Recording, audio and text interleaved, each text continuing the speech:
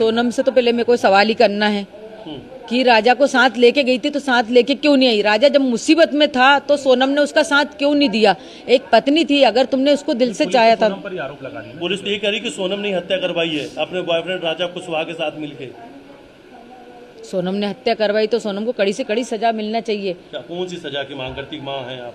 माँ हूँ, फांसी की सजा से ही बढ़ के सजा चाहती हूँ। मैं तो सोचती हूँ उसको जिंदा जलाया जाए। जब मेरे लड़के के साथ उसने ऐसा करा तो मतलब समाज में से उनको हटाया जाए।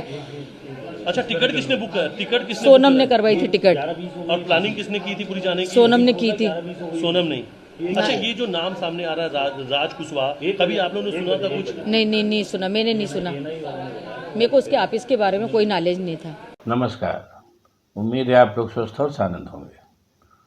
राजा रघुवंशी हत्याकांड के बारे में आजकल देश विदेश में चर्चा है। वो है भी ऐसा कांड की चर्चा होनी चाहिए। एक आशिकी के चक्कर में एक अच्छे खासे भरपूर जवान लड़की की हत्या हो गई। सबसे पहले तो ईश्वर राजा रघुवंशी की आत्मा को शांति दे और उसके दुखी परिवार को धैर्य प्रदान करने की ताकत दी। अब आइए किस्सा नटशल में सुनते हैं। हालांकि आप लोग जानते ही है, इंदौर के एक युवक राजा रघुवंशी की शादी सोनम नाम की लड़की के साथ हुई मई में। और सोनम की जैसा अभी तक जो बातें सामने आई हैं, उसी के पिता की फैक्ट्री में काम करने वाले एक लड़के या युवक जो भी कह लीजिए, राज कुशवाहा से उसका प्रेम संबंध था। बावजूद उसकी शादी हुई और उसके बाद सोनम ने अपने मित्रों की सहायता से और राज कुशवाहा जो उसका प्रेमी था उसकी सहायता से मेघालय ले जाकर के अपने पति राजा रघुवंशी को मार डाला। उसके बाद से तमाम उसमें पेज दर पेज आते चलेंगे और कुल मिला के वो लड़की कल गाजीपुर आई और वहाँ से गिरफ्तार कर दी गई सोनम। अब ये एक ऐसी घटना है जिसके दो पहलू है। एक तो उसका आपराधिक पहलू है और दूसरा एक सामाजिक पहलू भी है। आपराधिक पहलू पे तो चर्चा होगी और जाहिर सी बात है आपराधिक पहलू बड़ा पहलू है, लेकिन इसका एक सामाजिक पहलू भी है। उस पर चर्चा कम होगी जबकि होनी चाहिए। अपने यहाँ जो जैसे यूरोप का और अमेरिका वगैरह का समाज है, उसमें जब कोई बड़ा अपराध होता है तो उसके सामाजिक पहलुओं पर भी चर्चा होती है, लेकिन अपने यहाँ ऐसा नहीं है।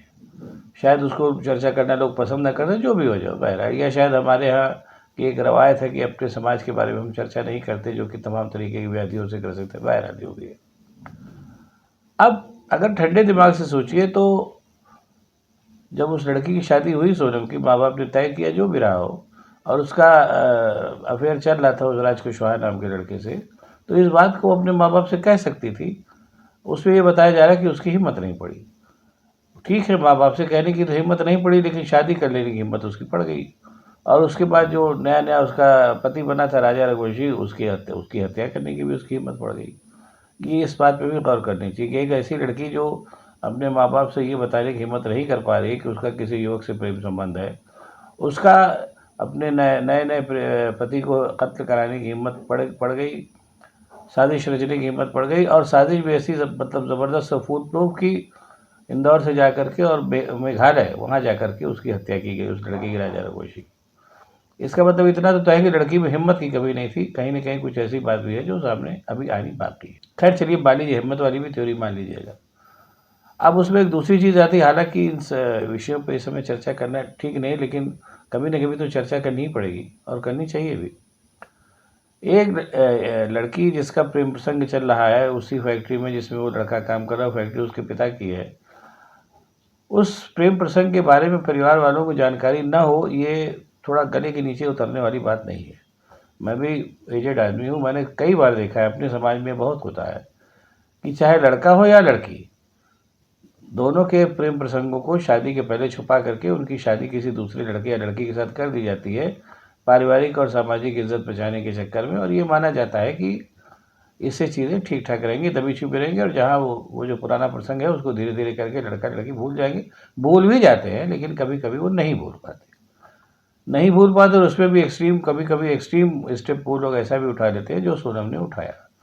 आप अखबार उठा करके देखिए, आप सब लोग अखबार देखते ही होंगे, आपको हर महीने 2-3 ऐसी घटनाएं मिल जाएंगी जहां प्रेमी या प्रेमिका ने अपने साथियों के साथ मिल करके अपने पति या पत्नी का कत्ल कराया। आप उठा के देख लीजिए, कोई भी अखबार उठा के देख लीजिए।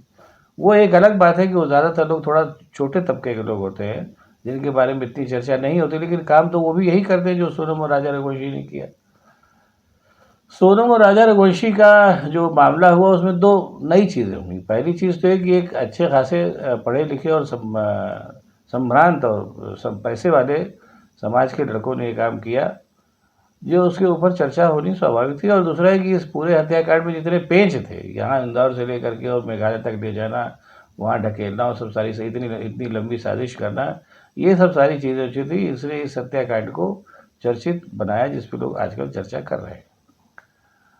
अब सवाल ये पैदा हो रहा है कि जिसपे कहीं ना कहीं हमारे जो भारतीय समाज में ये जो सिलसिला आ रहा है, इस पे भी इसी कहानी के साथ ही साथ विचार कर लेना चाहिए।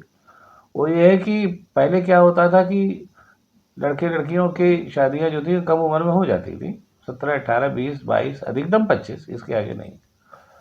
अब समाज बदल गया है। बदले हुए समाज में जो लड़के और लड़कियां जो है उनको इस्टेब्लिश होने में समय लगता है। ये मान के चलिए कि 30 से 35 साल लगता है उनको इस्टेब्लिश होने में, उसके बाद शादी ब्याह होता है। ये अमूमन एक जनरल चीज़ हो रही है, आप लोगों ने देखा भी होगा। ख़ास तौर से मिडिल क्लास और थोड़ा पैसे वाले क्लास में तो ये हो ही रहा है। अब जाहिर सी बात है उसमें जो उसकी जो बाकी इच्छाएँ हैं, वो इच्छाएँ तो सिर मारेंगी, ऐसा तो है नहीं कि वो इच्छा से नहीं मारेंगी। और उसके लिए तमाम तरीके के लोगों ने साधन भी अख्तियार कर रखे हैं। इसको हमें कहने की ज़रूरत नहीं, दुनिया जान रही है, आप लोग भी जान रहे हैं। अब उसमें कभी कभी ऐसा होता है कि अब उसमें एक फैक्टर और भी होता है जो सामने आ रहा है, जो आजकल जो लिव इन रिलेशन चला हुआ, आप लोग भी जान रहे हैं कि अब शादी ब्याह नहीं कर रहे हैं, नौकरी चाकरी का भी तय नहीं है, तो दोनों लोग जब किसी बड़े शहर में गए या कहीं भी गए तो साथ साथ रहने लगे। लिव इन रिलेशंस को लेकर के भी तमाम तरीके की दिक्कतें सामने आ रही, उसमें भी कई बार मर्डर हो गए।